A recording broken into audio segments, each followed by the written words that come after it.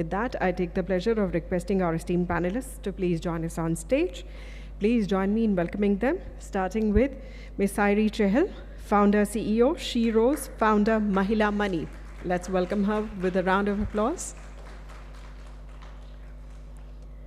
Also joining us for this session will be Ms. Shreyasi Singh, founder CEO, Harappa Education. And please welcome on stage Ms. Nagma Mulla, CEO, EdelGive Foundation.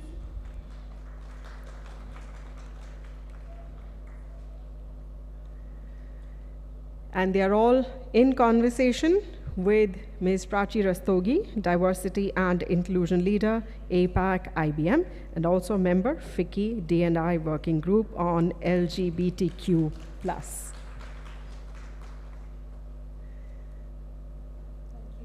A very good afternoon and a very warm welcome. It's over to you.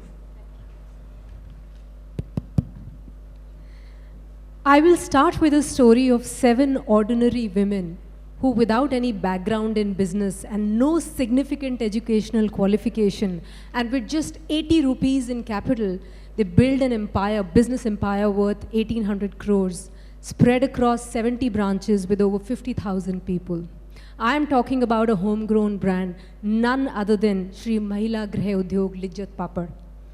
What's really fascinating about the company is not the growth of the company, but the fact that their business philosophy is very, very similar, has a very sound resemblance to extraordinary companies like Starbucks and Apple too.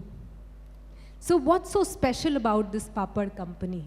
How have they existed in business for more than 65 years now? And what did these 7 women do to build a business empire out of just 80 rupees in capital, which was given to them by a social worker? The answer to this question, my friends, lies in the incredible history of Lijjat Papad. So the story dates back to 1950s in India, when India was still a very underdeveloped country. Let alone education, even literacy was a luxury, and women's literacy was certainly not important. And that is why only 8% of women could read or write at that time. 92% of women were illiterate. And on top of that, women were not allowed to go out and work. The earning capacity of families wasn't good enough, and therefore they couldn't really afford a decent standard of living. That is when, in 1959, Mumbai, these 7 women got together, very ordinary women, they got together and discussed a business idea, which wouldn't need them to step out of the house so much, wouldn't need a lot of education, but still they could build a very competitive product in the market. And that is how Lijjat Papad was born. Now, they started to sell their papads to a local shop owner, and the taste and the quality of the papad was so good that other shops also started buying their papad, and their business started scaling up. And their business scaled up so much that it was very easy for them to hire women at a dirt cheap rate. Why? Because there was that was the rarest of avenues of income for women while they could work from home. What's really incredible is that when these 7 women met for their first board meeting, they established the fact that their purpose to stay in business will not be just to earn money or just to maximize profits, but to empower women of India so that they can earn livelihood and nurture their families further. And that is how Lijjat Papad really became big. And what they also established is that money will be used as a fuel to scale up the women in India, the empowerment of women in India. And that is why every woman who they hired was called a Lijjat sister and not really an employee. And that's what collective ownership is all about. And why I said that companies like Starbucks are doing that too, because that's what extraordinary about a company like Starbucks, because whether you are an employee at the barista serving coffee or someone higher up in the management, you are a small owner, you own the company a little bit. And that gives the energy, and you really go out of the box and out of the system to do better work. And that's what Lijjat Papad has done. Now, Lijjat sisters, they in the last 65 years haven't derailed from their core philosophy, which is Sarvodaya, progress for all. for automation, with every business, with every machine that they bring in for automation, they are 100% clear that they won't ask any woman to leave the company, because they're clear that they are there not just for money, but to ensure that profit and losses are equally distributed amongst the religious system. In times where billion-dollar companies fire thousands of their employees, at the slightest change in the policies, these Lijjat Papad hasn't really asked anyone to leave. In fact, they've only grown from strength to strength. Also in the era of technology, where people like me and maybe you sometimes doubt our capabilities, sometimes we deal with imposter syndrome, these 7 women with no special education qualification, no background in business, build a business empire worth 1,800 crores. I again remind you, 70 branches, 50,000 people. With that, I welcome you to the panel. The panel, by the way, is very little to do with the story. The story was to wake you up and bring you in the subject. The panel is, as the lady mentioned, that it's about women entrepreneurs and how to sort of build an inclusive startup ecosystem for women. And we are very, very fortunate. I'm very honored to have, first, Sairee Chahal with us, founder, CEO, Sheroes, and Nagma CEO, director on the board, EdelGive Foundation, and Shreyasi, founder, Harappa, CEO, Harappa. So we'll start with you, Sairee. Could you tell us about Sheroes, Mahila Money, and the new fund that you're building? Well, thank you, everyone. Thank you for inviting me. Wonderful to be here. I think the idea behind Sheroes was very simple, to say the world around us is going to be all tech. And this is about 14 years ago, before India Internet, India Tech story broke out. I had been a founder before this, and I'd done already a couple of startups, and I knew that the world's headed here.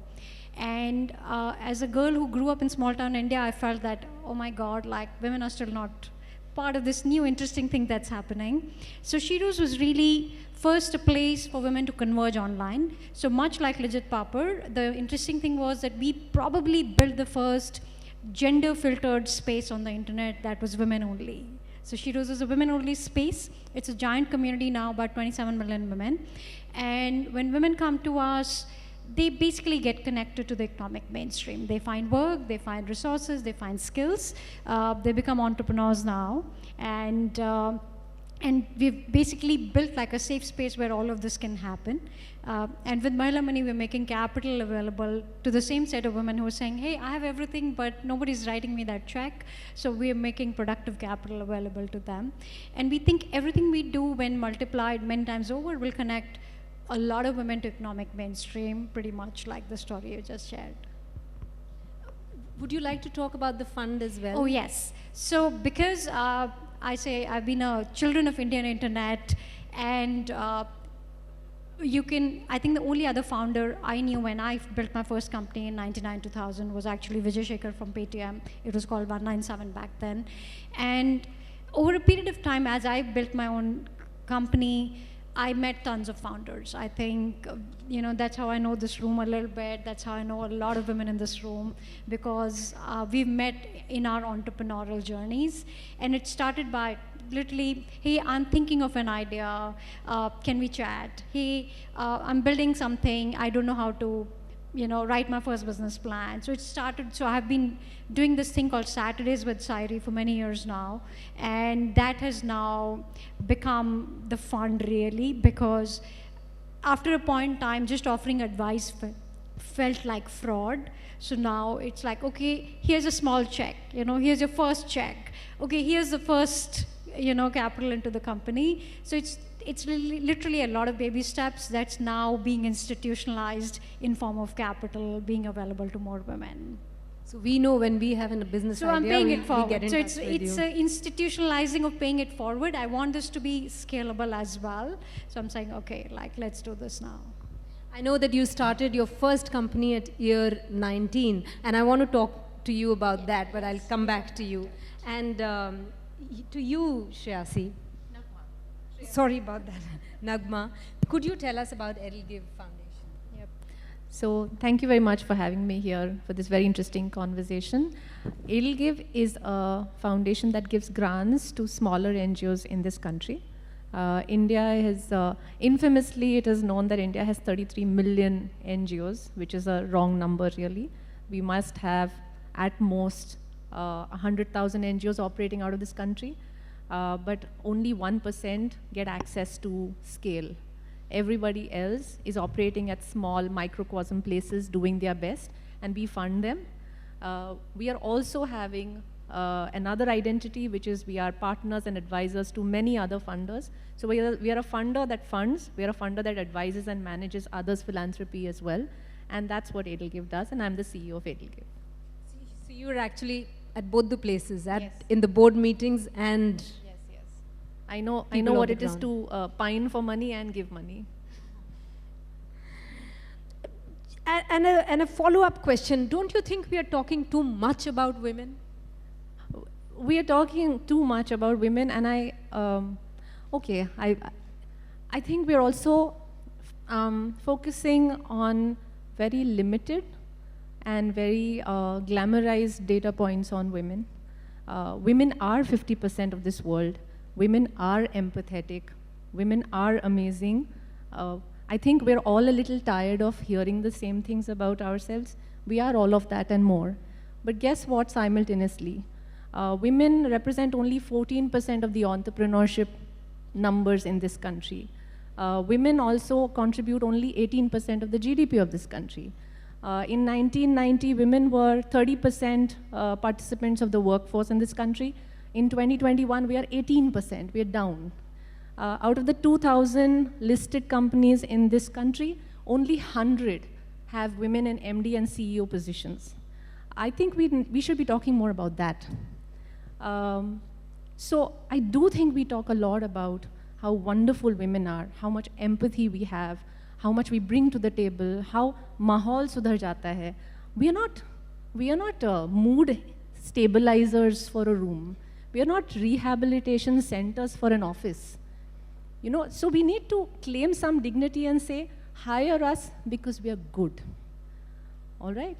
And in a structure that is highly patriarchal because men have created it, we should also not underestimate the power of a patriarchal structure. Lone women struggling to rise in a corporate structure need structural support. So if we really want to do something about women, we may want to talk less about it, but really focus on what structural support we can offer. What is a woman in our office doing? Does she have a child? Does she need child care? You know, does she need mentorship? When someone is starting up a business, why does she not get capital? What is the mindset shift? I really hope we talk about this.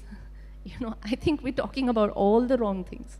Absolutely, and in corporates, are women really taking on decision-making roles? Are women really taking on managerial roles? Is extremely important. And with that, we come to you, Shreyasi. We know about the great work Harappa Education is doing in your leadership. Tell us, what biases have you faced as a woman leader? So I completely agree with Nagma. I feel like we talk a lot about women and all our amazing qualities, but I don't think we talk with the anger and urgency that we need, because I think even if we look, and it's great that Sairee and Nagma are both giving away capital, because of course that's a structural inequity that's certainly there. I mean, I think even in the US, which is a much more mature ecosystem, 1.7%, and I think we have to understand how harsh and harshly unfair the reality is before sort of, you know, a lot of the conversations I agree with her that we're having are nice things to have about, you know, you can email after work or not email after work. I don't think those measures are going to change. Really what needs to change is that women have access to capital and women can really build large companies. 1.7% of venture capital money comes into women-owned businesses. And I think if we think of that as a merit game, that we should not do diversity hiring, I think we're being very unfair and unrealistic about the problem at hand, which actually needs much more urgency, much more of a affirmation. And I'm in a bad mood today for other reasons, not because of this forum. I thought you were unhappy because I asked the question. No, not at you. But I just do feel like we need to be a little bit angrier, because actually we think things are progressing because all of us meet a certain kind of person and all of us occupy a certain kind of place. Not that it's easier for any of us. I think Sairee and I have raised several rounds of fund for our businesses in different ways. And if I could write a book about the questions that have been asked by VC firms on, you know, how will I manage this or how will I manage that, where there is from a gendered lens, I mean, it could make for really sensational copy, right? But the fact is that things are very difficult and very challenging. Let me give you an example today. I'm hiring a chief business officer at Harappa. Harappa is 5 years old. We've had, you know, James Murdoch, Rupert Murdoch's son invested in us, and then of course we merged with Upgrad, which is a unicorn. A lot has happened in 4.5 years. So, you know, one has gone through that experience. I'm hiring a chief business officer. And one of the things that, you know, he said, hey, I'd like to share my first impressions of you.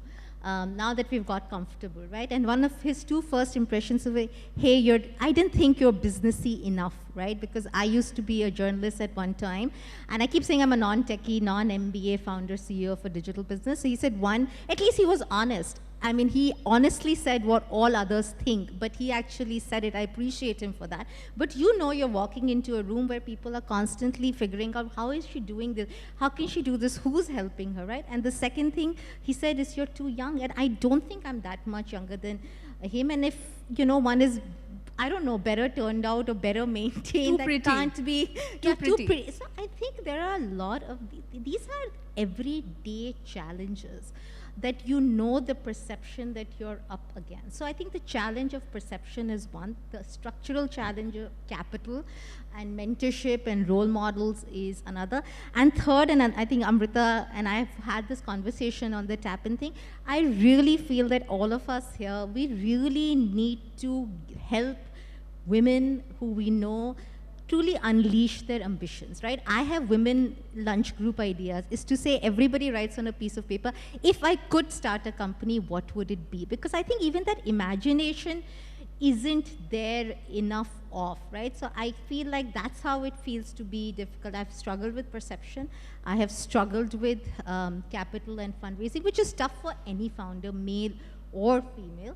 It's a little bit tougher for somebody who is, I keep saying I'm a core diversity founder CEO because didn't do an MBA, didn't do tech, all of that, right? So I think it's been a really tough journey. The only reason why it feels worth it is because you need to, I know what my ambition is, and then all of the terrible pain and grunt and grind, which it is, feels worth it. And the second thing I'll add, you know, the Lijjat Papad example is great, but I think it's okay for women to also be, some women entrepreneurs to also be greedy and incompetent. There are many greedy, incompetent, super rich male founders also in the ecosystem and companies which are tanking.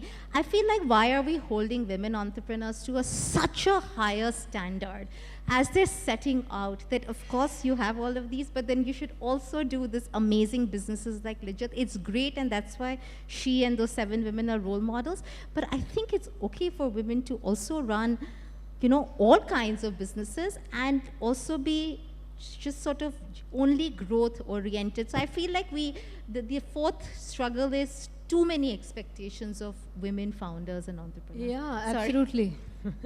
And for a non-businessy pretty woman, I think this is absolutely fantastic. And Lijjat Papad sisters actually did it in the 1950s, so we have to.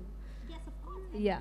So, with that, Sairee, I'd love to know about how you started at 19 and what really inspired you to start a company at a age 19, where you know, a lot of the women or actually any gender, we're looking at, of course, we're looking at careers, we're also looking at relationship, boyfriend, girlfriend, this, that, and you were thinking of starting a company and you did that. Well, I have to tell you this little story. When I was in class 7th, I had a small accident and I lost hearing in my right ear. तो मुझे कम सुनाई देता है. And I think it's the best advantage that I've had all my life. So Hindi में कहें तो ज़्यादा सुना नहीं किसी की बात और पूछा भी नहीं. And I think most of my decisions are pretty much, you know, they're announced to the world. They're not sought there's no seeking permission. I did get lucky when this big break happened. I was still in JNU, and I studied in JNU again, a non-techie, non-startup institution. And I came upon this small opportunity where these two guys were wanting to build a company, but they wanted the first person on the team, and they were like, hey, can I, we need somebody to build this with us. And I think all I can take credit for is showing up and putting my hand up and not fearing anything at all. कि fail हो जाएगा, नहीं होगा, पता नहीं क्या है, नौकरी मिलेगी कि नहीं, none of that. And we did build a really good company. We built a company that became the largest media company in the maritime space. We had an exit. We had 2/3 of the shipping companies as customers. And I did everything. I learned everything I know today thanks to that. And of course, that's what gave me the confidence to build in India when even Facebook hadn't happened, Twitter hadn't happened, none of these companies had happened. So it really started there. But even today, as I launch another entity, I'm building all over again. It's a different structure, but building doesn't change, right? Like the ethos and the risk that comes upon taking a new idea, taking a leap with it is exactly the same. And I would just say this, I think we're all taught to be too nice. We're very well behaved, and they say well-behaved women don't make history, right? So yeah, basically, and I think a lot of building is being okay with a lot of failure. The truth is, today you read that little bio of mine, it seemed it was all rosy, but the success is only a bio, but the failures are a book, right? Which obviously nobody's reading, but that book is, what the founder carries with them all their life. So I think a lot of this journey for me has been, now I'm 6 companies old, now getting, into a fund. I know for a fact that a lot of this is actually, the rules are very same. The rules of this succeeding in business are the same, that you got to be the best in business, and to be the best in business, you got to sort of do your thing, right? I guess as part of being a woman thing is you do carry a lot of weight, sometimes as families, sometimes as even young founders who are starting out will be asked, tum shaadi kab karoge, where will you live, and all those random sort of weights that get sort of clubbed with building. But at the end of the day, good companies are good companies, good products are good products. It doesn't matter who built them, right? And I guess that's really what we need to focus on. So, so if you listen to other people a little less and listen to yourself a little more, I think all will be fine.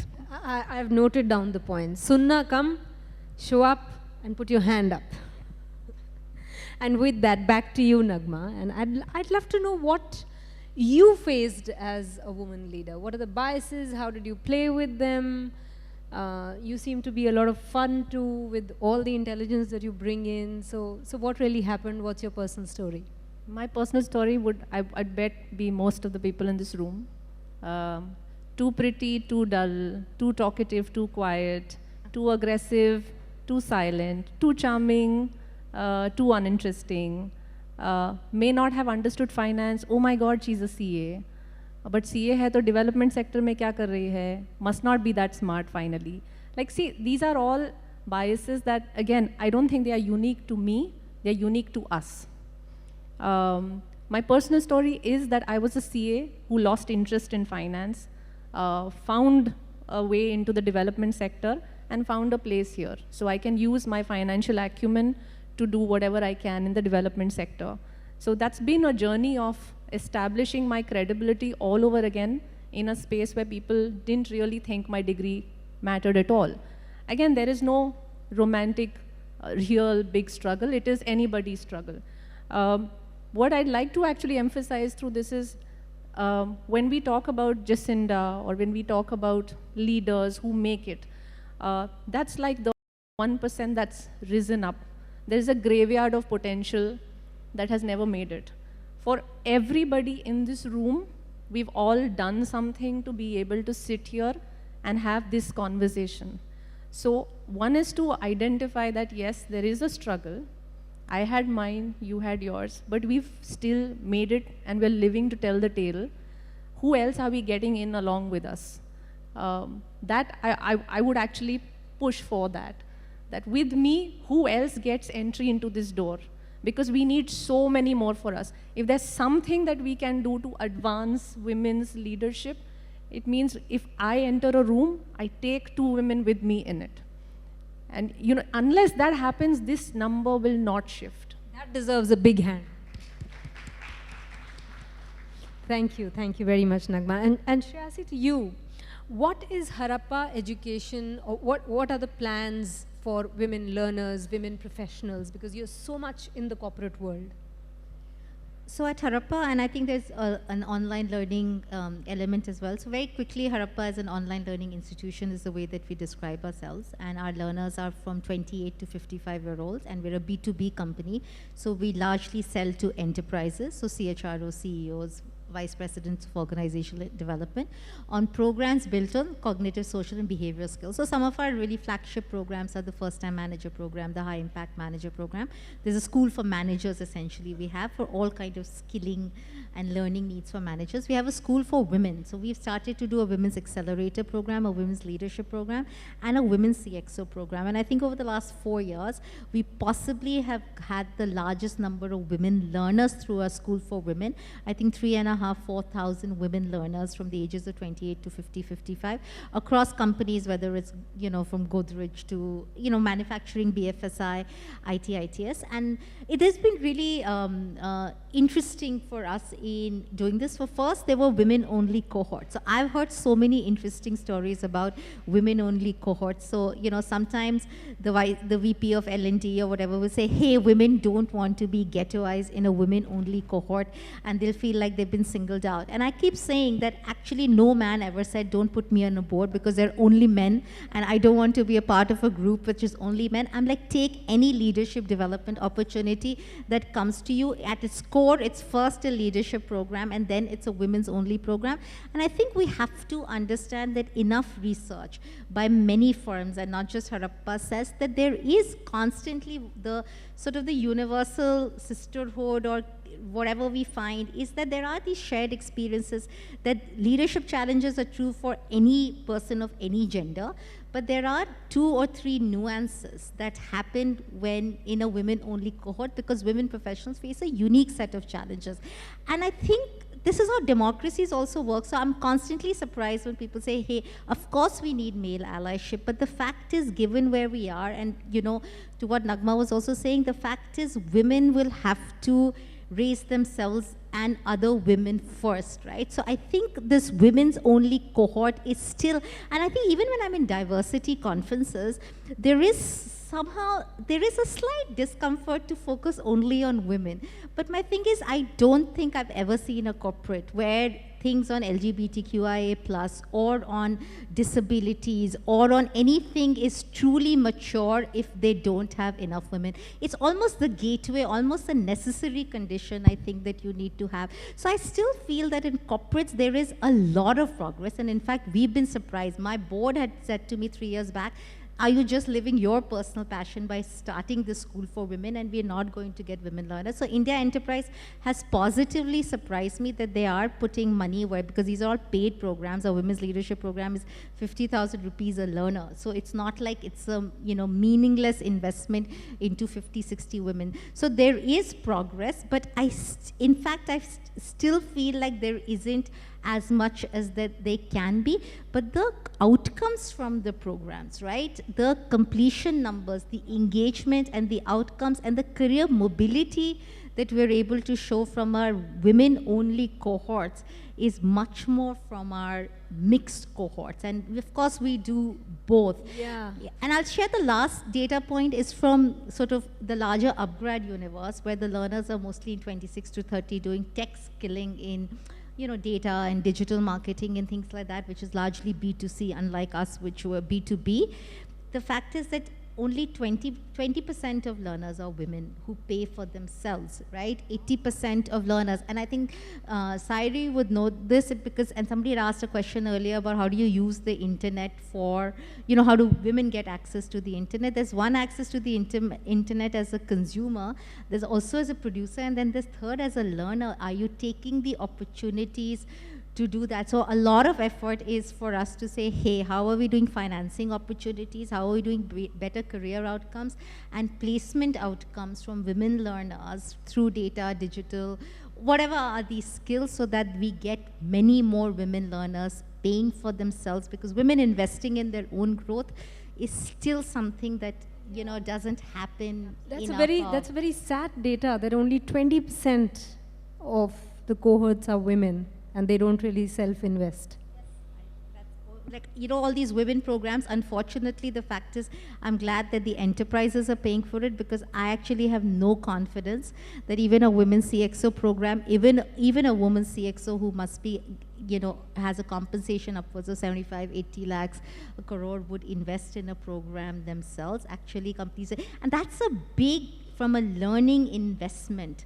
And development, big opportunity. Sole proprietorship, if a woman is running, she doesn't even pay herself fair wages. Barely, yeah. So that's the one big thing I've learned about women learners, who are women professionals, essentially. It's people like us. And when is the last time we spent